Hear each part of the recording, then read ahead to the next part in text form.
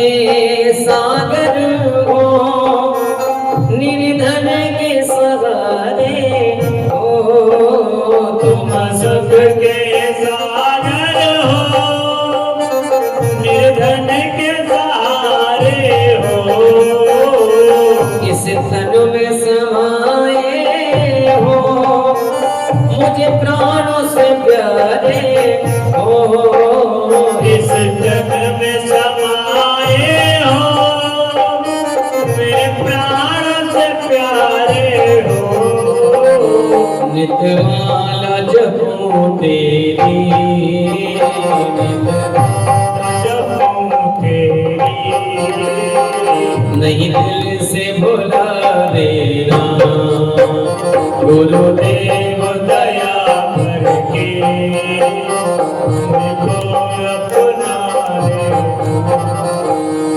पापी हूँ या कपटी हूँ, जैसा भी हो तेरा हो, पापी हूँ मैं कपटी हूँ, जैसा भी हो तेरा हो, घरबार छोड़ कर मैं जीवन से तेरा हो, घरबार छोड़ कर के जीवन से तेरा हो, दुख का मैं मारा हूँ, दुख का मैं मारा हूँ, मेरा दुखड़ा मिटा देना, गुरुदेव दया करके।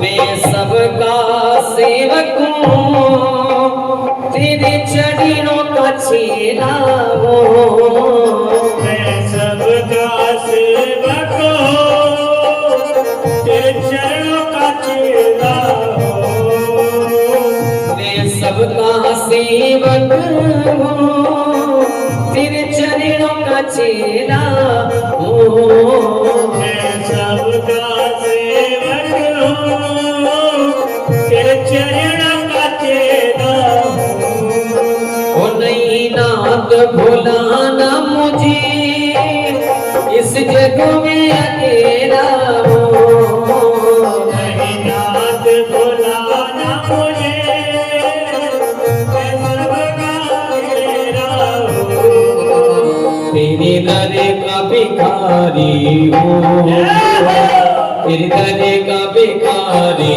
हूँ, मेरे दोष बिठा देना, गुरुदेव दया करके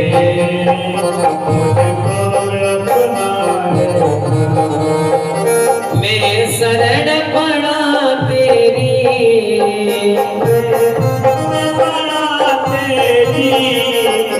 चरणों में जगह देना, गुरुदेव दया करके मुझको अपना लेना, दया करके मुझको अपना लेना। बोलिए गुरुदेव भगवान की जय हो। आज शुक्राचार्य जी बलि महाराज के लिए समझाते हैं। कुछ ऐसी जगह हैं, हमारी शुक्र नीति में दिया है, राक्षसों की जो नीति है उसमें दिया हुआ है कि स्त्रीषु नर्म विवाहे च प्रत्यर्थे प्राण संकटे गौ ब्राह्मण हिंसायाम नरकम च जुगुप्सितम। इन जगह झूठ बोलने से पाप नहीं लगता। तो आज बलि महाराज कह रहे हैं शुक्राचार्य जी गुरुदेव, ना तो यहाँ कोई स्त्री है और ना कोई मजाक चल रहा, ना कोई विवाह है। यहाँ पर ऐसा जो आपने बताया है, ना किसी ब्राह्मण पर संकट है, कोई समस्या नहीं।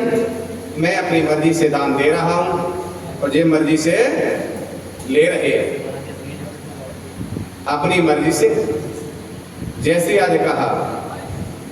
बोली वृंदावन बिहारी लाल की जय हो, सदगुरुदेव भगवान की जय हो।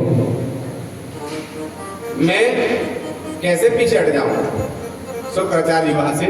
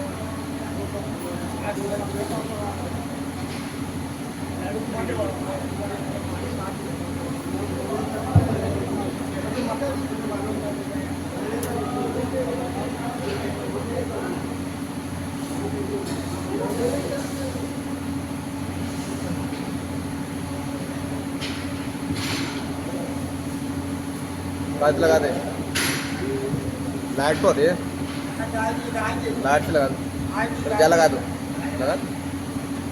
बोली वृंदावन बिहारी लाल की जय हो, बोलिए सदगुरुदेव भगवान की जय हो। आज शुक्राचार्य जी मने करते हैं तो भी आज बली महाराज दान करते हैं। शुक्राचार्य जी रुष्ट होकर चले गए। आज संकल्प करने के लिए तैयार हुआ। शुक्राचार्य जाकर के सागर के रास्ता में बैठ जाते हैं। जल नहीं निकला संकल्प के लिए तो कहा महाराज जल नहीं निकल रहा। भगवान तो घटघटवासी है, समझ गए। उस पड़ी हुई थी एक साला में, उस लेकर के और जैसी सागर की टोटनी में जैसी मारो ऐठा तो है गए शुग कनेटा। गोविंदा एक नाथ की गोविंदाय नमो नमः हो गई। जैसे ही गोविंदाय नमो नमः हुई, आज शुक्राचार्य जी कहते हैं बलि 2 ही पग में तेरा सर्वस्व ले जाएगा, अब तेरे पास कुछ नहीं बचेगा, 3 पग पूरा कर ले। गुरुदेव वहां से चले गए। संकल्प हुआ, संकल्प बोला तब तक तो वामन रहे और जैसे अहम संप्रदे, जैसे ही संकल्प भगवान ने लिया तो आज भगवान वामन विराट रूप धारण कर लेते हैं। भगवान ने कैसा रूप धारण किया संकल्प लेते समय कि पग पाताल शीस अज धामा। आज अपना पैर पाताल में पहुंच गए और शीर्ष आकाश में पहुंच गया। विराट रूप भगवान ने धारण कर लिया। विराट रूप के 3 पग का संकल्प बलि से लिया है और संकल्प लेते ही एक पग में नीचे के जो 7 लोग हैं, 7 लोग नीचे के लाभ लिए एक पग में, और दूसरे में स्वर्ग के जितने भी 7 लोग हैं आज उनको लिए नाप लिया। ब्रह्मा जी ने अंगूठे को धो करके वहां से गंगा जी को अपने कमंडल में स्थापित कर लिया है और 2 पग में ही 3 लोग 14 भुवन भगवान ने बलि से नाप लिए, भुजाओं से दिशाओं को नाप लिया है। अब कहते बलि तू कह रहा मुझे शर्म लग रही है 3 पग दान करने में, अब 3रा पग पूरा कर, नहीं तो ये नरक जाना पड़ेगा। बलि कहता है भगवान क्या मैं नरक जाऊं या स्वर्ग जाऊं वो अलग की बात है, पर महाराज जी बताइए क्या धन बड़ा होता है क्या धनी बड़ा होता है? भगवान कहते हैं जिसने अपनी मेहनत से धन कमाया है तो वो धनी बड़ा होता है। हमारा धन बड़ा क्या धनी बड़ा? कि नहीं धन नहीं, धनी बड़ा होगा। कि आप अपने मुंह से कह रहे हैं भगवान कि हाँ महाराज, तो महाराज मेरे धन में आपके 2 पग हो गए, तो आप कह रहे धन से धनी बड़ा होता है, तो मेरे धन में आपके 2 पग हो गए और धनी जब बड़ा होता है क्या 3रा पग धनी में नहीं होगा? आज 3रा पग मुझ में नाप लीजिए। भगवान के सामने बलि आज लेट जाते हैं। आज भगवान गदगद हो गए, इसका मैंने सर्वस्व ले लिया, फिर भी आज मैं दान करने में पीछे नहीं है। आज का बलि दान करने में सबसे पहले तेरा नाम आएगा, दानियों में सबसे श्रेष्ठ तू होगा। इसलिए भगवान आज जिस रूप से आए, वामन बन करके तीसरा पग वामन बन के नाप लिया है, तीनों पग पूरे किए हैं और कहा बलि अब तू हमसे कुछ मांग ले। बोल क्या चाहिए? स्वर्ग चाहिए, इसके लिए यज्ञ कर रहा है कि नहीं महाराज हम दान नहीं लेंगे, दान लेने का काम ब्राह्मण का होता है। हम क्षत्रिय हैं, पैसे के लिए हाथ नहीं बढ़ाएंगे, चाहे प्राण पीठ से निकल जाए, हम क्षत्रिय हैं, दान देते हैं, दान कभी लेते नहीं है। आज मना कर दिया। तो आज भगवान विंध्यावली रानी के पास पहुंच गए और विंध्यावली रानी से कह रहे हैं कि मांगिल राजो तेहूं पुर और मांगिल तू वैकुंठ निशानी, 16 श्रृंगार 12 आभूषण, सत्य कहे कि यही है निजमानी। इंद्र को इंद्रासन मांगिल, आज तू सत्य कहे की निशानी। विष्णु विचार कहे मुख सो, तोय मांग न हो सो मांगिल रानी। विष्णु भगवान कह रहे हैं, वामन भगवान कह रहे हैं, अरे विंध्यावली रानी तुझे जो चाहिए सो मांग ले। 16 श्रृंगार 12 आभूषण या इंद्र का इंद्रासन, स्वर्ग जो चाहिए सो मांग ले। जैसे याद कहा तो विंध्यावली रानी कहती है महाराज हम ब्राह्मण थोड़े ही सो मांगेंगे, मांगने का काम तो ब्राह्मण का होता है, क्षत्रिय का नहीं होता है। क्षत्रिय तो दान करता है, हम क्षत्राणी हैं। आज क्या कह रही है विंध्यावली रानी के हाड़िल त्याग गई मही को, फिर न पाव धरो महिमाही। और रेनी को त्याग गई चकई, फिर हेर दिगंत को सत्रुगिनाही। कब कब की विष्णु तुम दानी भये, मोपति पे आए पसारी बाही। और लौट के गंगा पछोई बहे, पर मंगन पे हम मांगत नहीं। विंध्यावली रानी कहती है महाराज वामन भगवान से कि महाराज तुम कब कब के दानी हो गए, हाड़िल त्याग गई महिको, फिर न पाओ धरो महिमाई। हाड़िल एक पक्षी होता है, उसने पृथ्वी को त्याग कर दिया है, आज तक पृथ्वी पे पैर नहीं रखा है। जमीन पे भी बैठती है तो लकड़ी पैर दबा करके पैरों में तब बैठती है, जमीन पे नहीं बैठती। और रहने को त्याग गई चकई, चकई चकवा में बहुत प्रेम होता है दोनों में, लेकिन जब रात्रि आती है तो अपने पति से भी चकवा से चकवी नहीं मिलती। रहने को त्याग गई चकई, फिर हेरत कंत को शत्रु की नहीं। और कव कव के विष्णु तुम दानी वही, तुम मोह पति पे आए पसारी है पाई। अभी तो कह रहे 3 पग भूमि का दान दे दो, अब कह रहे हैं कि तुम स्वर्ग मांग लो, वैकुंठ की निशानी मांग लो, 16 श्रृंगार मांग लो, 12 आभूषण मांग लो। महाराज लौट के गंगा पछोई वह, पर मंगन पे हम मांगत ना। आज भगवान विष्णु भगवान वामन भगवान शर्मिंदा हो गए। आज कहते हैं बलि के पास जाकर, बलि तो आशीर्वाद तो ले ले। हाँ महाराज, संत ब्राह्मण का आशीर्वाद सदा हमारे ऊपर बना रहे, आशीर्वाद दे दीजिए। तो बोल क्या आशीर्वाद चाहिए? बलि कहते हैं महाराज ये बताओ, तीनों लोग तुमने ले नाप ले, अब हम कहाँ रहेंगे? भगवान कहते हैं तुम पाताल में रहोगे, स्वर्ग से ज्यादा सुख है उसमें बामन दरवाजे का महल है, जिसमें तुम निवास करोगे वो स्वर्ग से ज्यादा सुख है। और जब तक इंद्र का समय पूरा नहीं होगा तब तक तुम पाताल रहोगे, उसके बाद अगले समय में तुम ही स्वर्ग के राजा बनोगे, तुम ही इंद्र बनोगे। तुम्हारी 99 अश्वमेध यज्ञ हो गई और 100वीं ये पूर्ण हो गई, मैं प्रकट हो गया तो तुम्हारी 100वीं यज्ञ पूरी हो गई, आगे तुम ही इंद्र बनोगे, तब तक तुम पाताल में रहोगे जिसमें 52 दरवाजे हैं। आज जैसी कहा बलि महाराज कहते तो महाराज बस यही आशीर्वाद दे दो कि मैं पाताल में जब तक रहूं और जब मैं जगूं सबसे पहले मुझे आपके ही दर्शन हो जाया करें। और जिस दरवाजे से निकलूं आप वही दरवाजे पे बामन बन करके मुझे आशीर्वाद दे, दर्शन दे, बस यही आशीर्वाद चाहिए।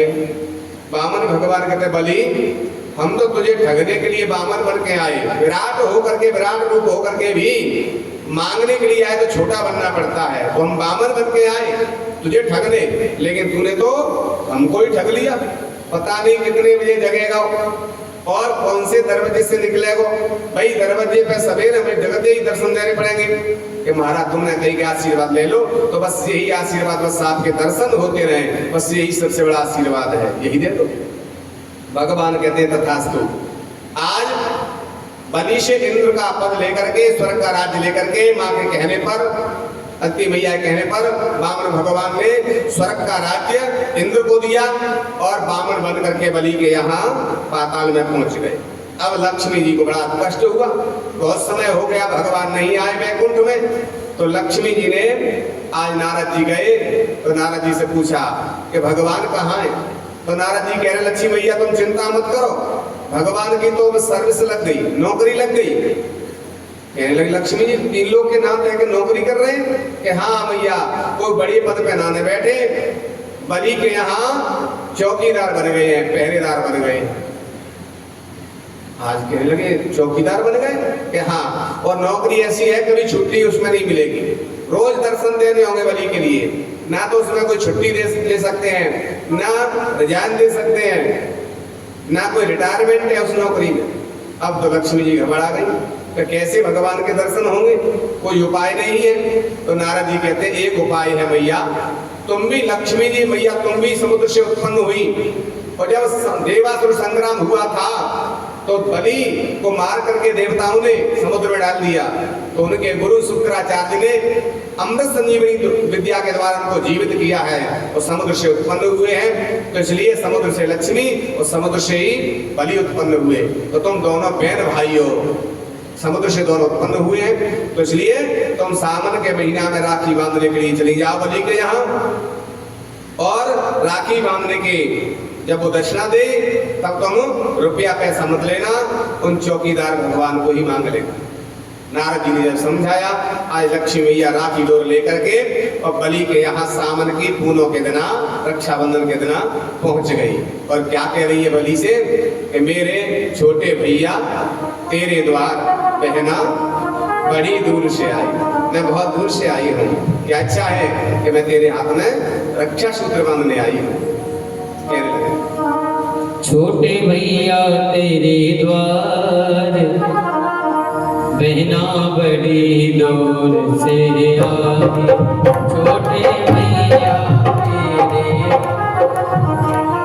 बड़ी दूर से आई, ओ बहना बड़ी दूर से आई, भैया बड़े दूर से आए, बड़ी दूर से आई, बहना बड़ी दूर से आई, छोटे भैया तेरे द्वार बहना बड़ी दूर से आई, छोटे भैया तेरे द्वार बहना बड़ी दूर से आई, ओ भैया मेरी ये इच्छा बनवाए हाथ मेरा चाँद, भैया मेरी यह इच्छा बनवाए हाथ मेरा, भैया मेरी ये इच्छा बनवाए हाथ मेरा चाँद, भैया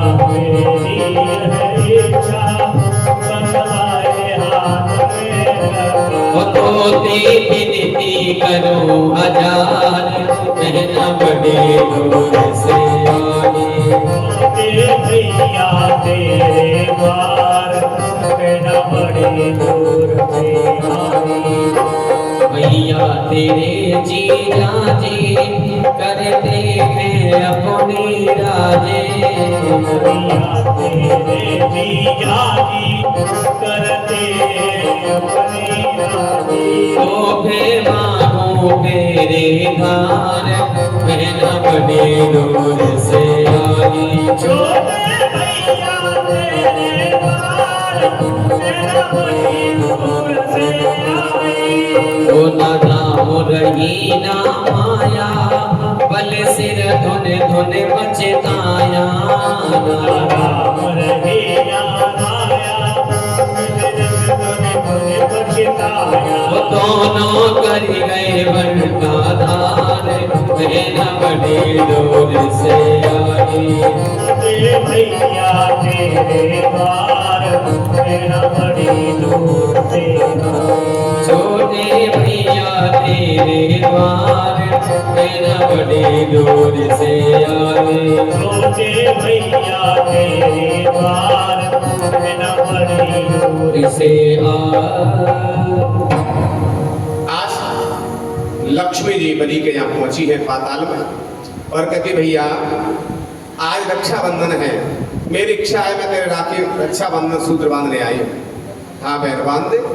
आज बलि महाराज ने हाथ को बढ़ा दिया, लक्ष्मी जी ने राखी बांधी है और कहने लगी कि एन बद्धो बलि राजा दानवेंद्रो महाबल तेन त्वां वदनामि रक्षेमाचलमाचलः। एन बद्धो बलि राजा, ए बलि महाराज मैं तेरी रक्षा के लिए अच्छी लंबी आयु के लिए रक्षा सूत्र बांध रही हूँ। और जैसे ही रक्षा सूत्र बांधा है, एन बद्धो बलि राजा दानवेंद्रो महाबल तेन त्वां वदनामि रक्षेमाचलमाचलः। बलि कहते हैं भाई बहना तूने रक्षा सूत्र मेरे हाथ में बांधा है रक्षा के लिए लंबी आयु के लिए, मैं तेरी रक्षा का वरदान देता हूँ, तेरी रक्षा करूंगा, बोलो तुम्हें क्या चाहिए। कह लगे भैया मेरी जो इच्छा वो मिलेगा कि हाँ जो तू मांगेगी वो मिलेगा। तो कहने लगी लक्ष्मी के मुझे तो चौकीदार है जे अच्छा लग रहा है, राखी बंधाए में चौकीदार है मुझे दे। जो भगवान को मांगा आज बलि माथे से हाथ लगा के बैठ गया कि पहले तो जीजा जी आए पावन बन के ब्राह्मण बन के तो द्वय पद में तीनों लोग हमारे नाप लाए और फिर बहन जी चली आई तो भगवान के दर्शन है जाता है तो वो तो दर्शन भी है वो ये भगवान भी मांग ले। तो बहन और बहनों ने दोनों मिलके हमारा पनिया ढार कर दिया, ले जा भैया बहन जी ले जाओ। जैसे ही कहा भगवान के चले जाए कि नहीं नहीं महाराज तुमसे नहीं, तुमने तो आशीर्वाद दिया है दर्शन देने का, क्या बात बहने दई नहीं है कि ले जाओ। कहे महाराज तुम कोई साधारण मनुष्य नहीं हो तो बहन के संग चले जाओ, तुम तो भगवान हो, कर तुम अकुर तुम सकर तुम, जो तीन पग में जो दो पग में तीनों लोग नाम सकते हैं वो भी साधारण नहीं है, ऐसी भगवान हो, मेरे को भी दर्शन दे सकते हो और मेरी बहन के यहाँ भी रह सकते हो। इसलिए कर तुम अकर तुम सकर तुम, जो ना हो सके उसे भी करने की सामर्थ्य है, वही तो भगवान है। जब इस प्रकार से कहा तो भगवान कहते हैं बलि हम तीन देवता हैं, ब्रह्मा विष्णु महेश, तीनों देवा एक ही सेवा, एक बराबर के हैं तीनों देवता। इसलिए अब हम तुम्हारे यहाँ 4-4 महीना पावन भर के तीनों देवता रहेंगे। तो 4 तिया 12 महीना होते हैं, तुझे 12 महीना दर्शन होंगे, लेकिन 4-4 महीना हम तीनों देवता ब्रह्मा विष्णु महेश 4-4 महीना तेरे यहाँ रहेंगे। ये आषाढ़ की जो एकादशी होती है देव शयनी के, तो देवता सो गए, देवता कभी नहीं सोते हैं। विष्णु भगवान पावन बन करके बलि के यहाँ 4 महीना के लिए जाते हैं। तो आषाढ़ से जाते हैं सावन भादव कुआर और कार्तिक। ये कार्तिक का महीना आगे आ रहा है जिसमें कहते हैं देवठान की ग्यास, देवता जग गए, देवता नहीं जगते उस समय विष्णु भगवान ऊपर आ जाएंगे और भोले बाबा 4 महीना के लिए बलि के यहाँ पहुंच जाते हैं। तो यहाँ विवाह चालू हो जाते हैं हमारे यहाँ, क्योंकि भगवान विष्णु पाताल में होते हैं तो 4 महीना हमारे यहाँ विवाह नहीं होते, क्योंकि दूल्हा जो होता है वो विष्णु का रूप होता है और जो दुल्हन होती है वो लक्ष्मी का रूप होती है। इसलिए भगवान विष्णु नहीं होते पृथ्वी पर तो 4 महीना अपने यहाँ विवाह नहीं होता है। सावन भादव कुआर और कार्तिक 4 महीने विवाह नहीं होते हिंदू धर्म में। तो महाराज शिव जी चले जाते हैं, भगवान देवठान की एकादशी कार्तिक में आ जाते हैं तो 4 महीना के लिए अगहन पूस माह और फागुन में शिवरात्रि आती है, उस दिन भोले बाबा तो पाताल से ऊपर आ जाते हैं पृथ्वी पर और ब्रह्मा जी 4 महीना के लिए पहुंच जाते हैं। तो फागुन से ब्रह्मा जी पहुंच जाते हैं, चैत वैशाख जेठ और आषाढ़ 4-4 महीना के लिए तीनों देवता वामन बन करके बलि को दर्शन दे रहे हैं। तब तक शंकर जी और ब्रह्मा जी रहते हैं, तो 8 महीना विष्णु भगवान लक्ष्मी के पास रहते हैं और 4 महीना बलि के पास रहते हैं। इधर लक्ष्मी जी भी प्रसन्न है और उधर बलि भी प्रसन्न हो गई है। दोनों को भगवान ने प्रसन्न किया है, दोनों को दर्शन दे रही है। बोलिए वृंदावन बिहारी लाल की जय हो। जे हमने आपके प्रति बलि वामन जो चरित्र है उसका वर्णन किया है। श्री सुखदेव जी कहते हैं, राजन इसी प्रकार से ये भगवान का सूर्यवंश में आपके लिए जन्म बताते हैं कि सूर्यवंश में भगवान का जन्म हुआ। राजा रेवत हुए, उन्होंने रेवती का विवाह बलदाव जी भगवान से किया था। उन्हीं के चल करके आगे आज नवक महाराज हुए हैं, रेवत महाराज के नवक के नाभाग हुए हैं और नाभाग के अम्बरीश महाराज हुए हैं। अम्बरीश महाराज भगवान के अनन्य भक्त हैं और एकादशी का व्रत करते हैं। एक बार दुर्वासा जी ने उनकी परीक्षा लेना चाहिए कि तपस्या बड़ी है कि भगवान की भक्ति बड़ी है। दुर्वासा जी भजन तपस्या करते थे और अम्बरीश महाराज भजन करते थे, एकादशी का व्रत करते थे। तपस्या लेने के लिए आज परीक्षा लेने गए तो जाकर के आज भगवान की रक्षा में, भक्तों की रक्षा, भगवान ने सुदर्शन चक्र छोड़ा था दुर्वासा जी के पीछे। तीनों लोग में दुर्वासा जी गए लेकिन कहीं भी उनको शरण नहीं मिली है। आज जैसे लौट करके आते हैं तो भगवान से भी कहा, महाराज आपका सुदर्शन चक्र है, तो भगवान विष्णु ने कह दिया, अहम भक्त पराधीन यह सुतत्र यह ध्वजः। अरे दुर्वासा जी, हम तो भगवान के बस में है, भक्तों के बस में है, भक्त वत्सल है। अहम भक्त पराधीन, मैं तो भक्तों के हाथ पराधीन हूँ। मेरा सुदर्शन चक्र है लेकिन मैं तुम्हारी रक्षा नहीं कर पाऊंगा, ये तो मैं तो भक्तों के अधीन हूँ। आज वहां से लौट के नारद जी ने बताया दुर्वासा जी के लिए कि ये तो भक्त ही तुम्हारी रक्षा कर पाएंगे। दोबारा से लौट करके दुर्वासा जी अम्बरीश महाराज के पास गए थे, उन्होंने रक्षा की, प्रार्थना की, सुदर्शन चक्र लौट के चला जाता है। तो आज कहते हैं दुर्वासा जी कि तपस्या से भी ज्यादा गृहस्थाश्रम में एकादशी का जो व्रत करते हैं, वो गृहस्थाश्रम का पालन करते हैं, वो तपस्या से भी बड़ी बताई है। दुर्वासा जी आज कहते हैं, आगे चल करके इसी वंश में राजा युगनास हुए हैं और युगनास महाराज के 100 रानियां थी लेकिन संतान नहीं हुई। आज विचार किया, आपने पूछा है गुरु महाराज से, उन्होंने कहा कि तुम जाकर के यज्ञ करो और यज्ञ करने से तुम्हारे संतान की प्राप्ति होगी। तो आज राजा युगनास ने यज्ञ किया है। जब यज्ञ पुत्रिष्ट यज्ञ की है, यज्ञ जब पूर्ण हो गई तो यहाँ करके सभी आचार्य अपने अपने घर चले जाते हैं। रात्रि में राजा युगनास को प्यास लगी। जब प्यास लगी तो विचार किया सभी थके हुए हैं, अब हम किसको जगाएं। तो इसलिए आज जो यज्ञ में जो जल भरा हुआ था घड़े में, बहुत ठंडा जल है। ये पहले यज्ञ के प्रारंभ में भरा गया था जल, बहुत ठंडा होगा, गर्मी पड़ रही है, इसलिए उसी जल को राजा युगनास ने जल को पी लिया और घड़ा वहीं की वहीं रख दिया। दूसरे दिन जब आचार्य जी आए, उन्होंने देखा यज्ञशाला में कि घड़ा तो खाली पड़ा हुआ है। राजा से पूछा, महाराज इसमें जल भरा हुआ वो कहाँ गया? यहाँ फैला है नहीं, कहीं दिख नहीं रहा और जल इसमें है नहीं। सभी प्रजा से पूछा, सबसे पूछा, लेकिन किसी ने जवाब नहीं दिया। तो आज आचार्य जी कहते हैं कोई बात नहीं है, आज नहीं बता रहे हैं, लेकिन 9 महीना के बाद अपने आप पता चल जाएगा ये जल किसने पिया है। तो राजा युगनास बोल पड़े, महाराज 9 महीना पीछे कैसे पता चल जाएगा? तो आज आचार्य जी कहते हैं जिसने इसका जल पिया होगा घड़े का, उसके गर्भ से बालक होगा। तो राजा युगनास घबराने लगे, महाराज वो जल तो हमने पी लिया। आचार्य जी कहते हैं कोई बात नहीं है, रानी पी थी, रानी के बालक हो जाता, राजा ने पी लिया, आपने पी लिया तो आपके बालक होगा। आज वो कहे, महाराज ये गर्भ हमारे कैसे होगा, बालक कैसे होगा? ये तो महिलाओं की होती संतान। महाराज ये तो मंत्र की शक्ति है, अभिमंत्रित जल था, जो पिएगा उसी के संतान होगी। चिंता मत करो, जब तुम्हारे 9 महीना बाद कष्ट हो तो हमें बुला लेना। आज आचार्य जी चले जाते हैं। 9 महीने के बाद जब गर्भ जन्म होने का समय आया, बहुत कष्ट होने लगा राजा युगनास के। अब तो आचार्य जी को बुलवाया, उन्होंने आकर के आज राजा युगनास के पेट को चीर करके ऑपरेशन करके बालक को निकाल लिया। तो बालक तो जीवित है, लेकिन अगर रानी के गर्भ से होता तो इनके दूध की व्यवस्था हो जाती।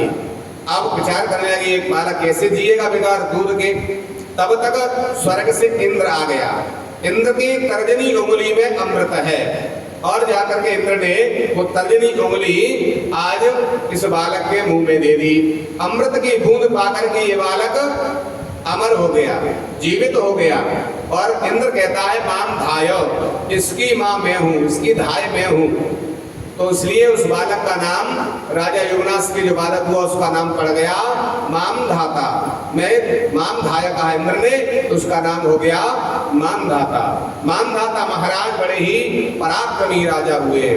उन्होंने धर्म के अनुसार अपने पिता युगनाथ के राज्य को धर्म के अनुसार चलाया है। महाराज ये मानधाता के पुत्र हुए मुचकुंद, जो मुचकुंद ऋषि के नाम से आगे जाकर के विख्यात होंगे, जिन्होंने मुचकुंद महाराज के पुत्र हुए त्रिशंकु, और त्रिशंकु के पुत्र हुए राजा हरिश्चंद्र, जो सत्यवादी हरिश्चंद्र हुए हैं। और उन्हीं के वंश में पुत्र हुए, राजा हरिश्चंद्र के पुत्र हुए रोहित, और रोहित के पुत्र हुए हरित, हरित के पुत्र हुए बाहुक। अब बाहुक महाराज के अनेक विवाह हो गए, लेकिन उनका कोई संतान नहीं हुई। आगे जाकर के सूर्यवंश में फिर वंश रुक गया। तो जाकर के अपने गुरु के पास पहुंचे हैं। उन्होंने कहा चिंता मत करो, तुम्हारे वंश में जब वंश रुकता है तो यज्ञ करते हैं, यज्ञ करने से वंश की वृद्धि होती है, तुम यज्ञ करिए। तो राजा बाहुक से यज्ञ कराई है। यज्ञ करने से आज उनकी जो छोटी रानी थी वो गर्भवती हो गई। यज्ञ करने से जब ये गर्भवती हो गई तो और अन्य रानियों के पास में राजा बाहुक नहीं जाते, अपनी छोटी रानी के कक्ष में ही ज्यादा समय व्यतीत करने लगे। अब तो और रानियों को कष्ट होने लगा कि अब गर्भ में बालक आया है, अब तो महाराज उस रानी से बहुत प्रेम कर रही है, जब बालक हो जाएगा तो हमारी घर में कोई इज्जत नहीं रहेगी, उसी की प्रशंसा होगी, उसी का सम्मान होगा और वो राजमाता कही जाएगी, इसलिए अब हमारा इस घर में कोई अस्तित्व नहीं है। तो एक रानी ने कही तो ऐसा करो, उस रानी को भी अपनी जैसी ही बना लो, अपनी जैसी कर लो। कि कैसे? कि वो उपाय हमारे पास है। सब रानियों ने मिलकर के, जो छोटी रानी गर्भवती हो गई थी, बालक होने वाला था, आज उसके लिए जहर दे दिया कि जहर से ये बालक मर जाएगा तो जीव हमारी जैसी है जागी। आज जहर देने से आज उस बालक का मृत्यु तो नहीं हुई, भगवान की कृपा से जहर के देने से उस बालक का जन्म हो गया। तो घर के साथ में जन्म हुआ तो उसका नाम सगर हो गया।